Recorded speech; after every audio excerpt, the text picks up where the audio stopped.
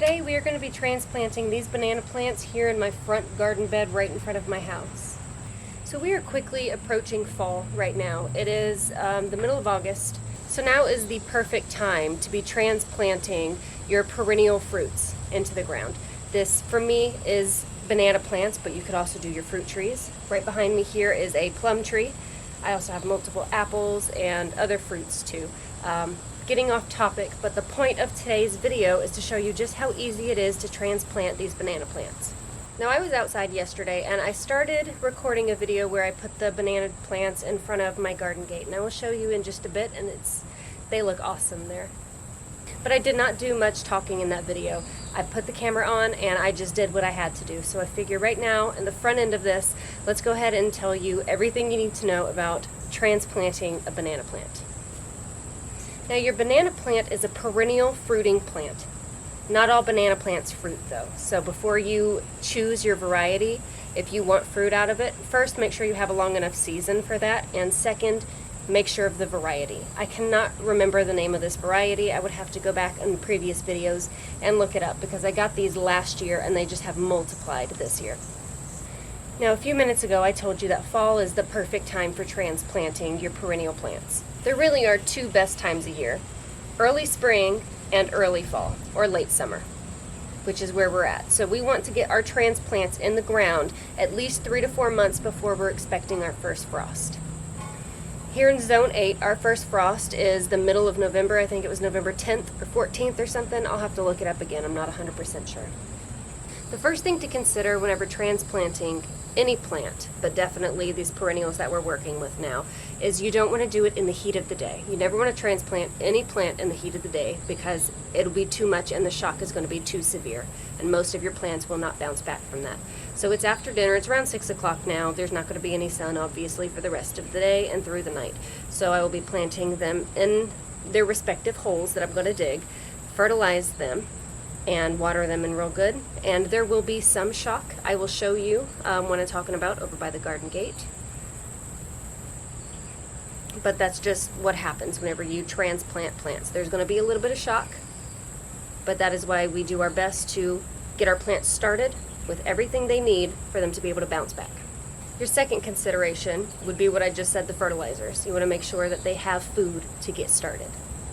In my basket, I have 3 organic fertilizers that I use pretty frequently and on a wide variety of different things. First, we have our fruit tree fertilizer. Obviously, this is for fruit trees. It is not specific to banana plants, but it is a fruiting variety, so this is what I'm going to use. The NPK on this is 552. So it's a good starting. We don't want to shock it with a whole bunch of fertilizers. Also, because it is fall and we're going into the season to where it's going to be focusing its energy on its root development, we don't want to add too much fertilizer to have too much green growth. We want all of our growth really to be focused in the roots. I also have this bag of garden tone, and the reason that I have this bag is because the soil that I'm using here, as you can see, well, there's grass growing. So I just reshaped this bed, cut everything down pretty low, and in just a couple days with all this rain, it's grown back fierce for sure. It's gonna be a lot of weeding, but I'm going to be planting things that'll cover it up and hopefully help deal with all the grass that will be coming through here. Garden Tone is a basic all-purpose type fertilizer. The NPK is 344. The purpose of the Garden Tone is to help bring nutrients to the soil, help to feed the plants that are there, but the Garden Tone really focuses more on the soil than on the plant itself. Which, if you feed your soil, the soil will feed your plants, and it's just a constant loop. And here I also have some bone meal. This is for phosphorus. Bone meal is really good for adding phosphorus. So the roots in any plant, if you give them more phosphorus, it'll help with the root development, which is why I'm going to be putting this in each of the holes. Its NPK is 4120. While I get these holes dug, how about I go ahead and show you the process of digging up your banana plants. If you're just purchasing it from someone and you just got to go dig it up and get it, or if it's just a transplant in a bucket, whatever the case is, or like me, you're dividing them up. I'm going to walk you through the process. It's really easy. There's no way it can go wrong. Let me show you.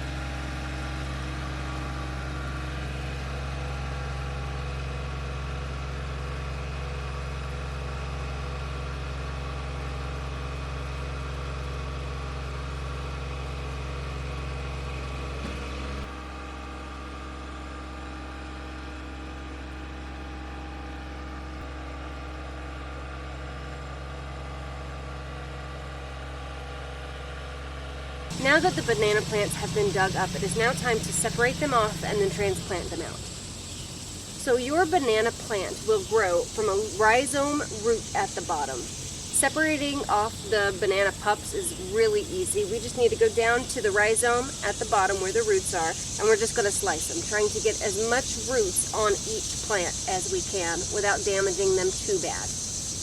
And I'm going to start by using my sharp knife and cutting off all of these dead and dying leaves that are coming off of them.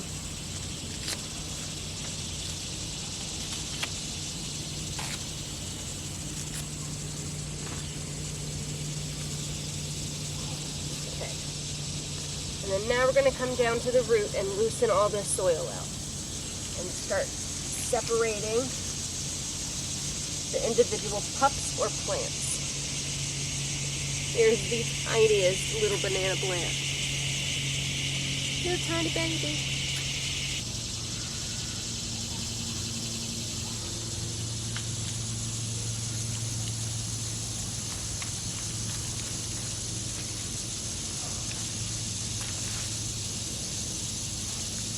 I did not get as many roots from this one as I was hoping for.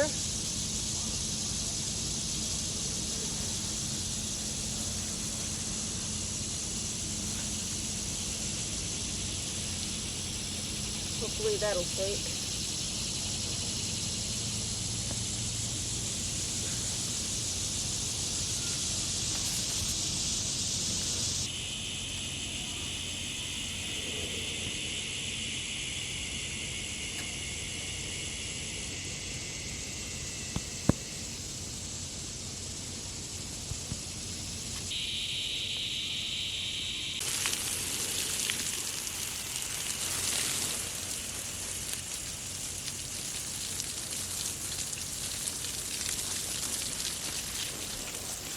Now the depth that you plant your banana plant is the same that you dug it up from. So we can see obviously the roots are down here.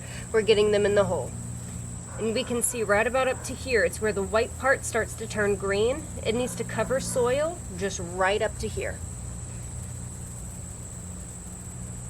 Just like with mini plants, if you plant them too deep, it is likely that they will get too much moisture at the base and the roots will end up feeling like they are being waterlogged, and then your plant will not grow, it will die.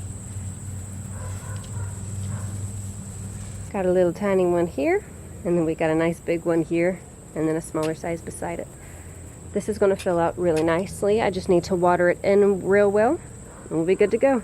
Alright, now I'm going to show you the banana plants that I planted yesterday. You can definitely see some signs of shock, but that is to be expected.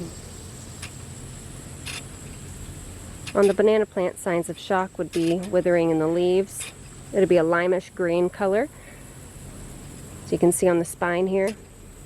Also, they sustained a little bit of damage during the transplant process. This one is probably the most shocked. See, the leaves are curling up under. I say up under, but it's up and around, so up and under is what I meant.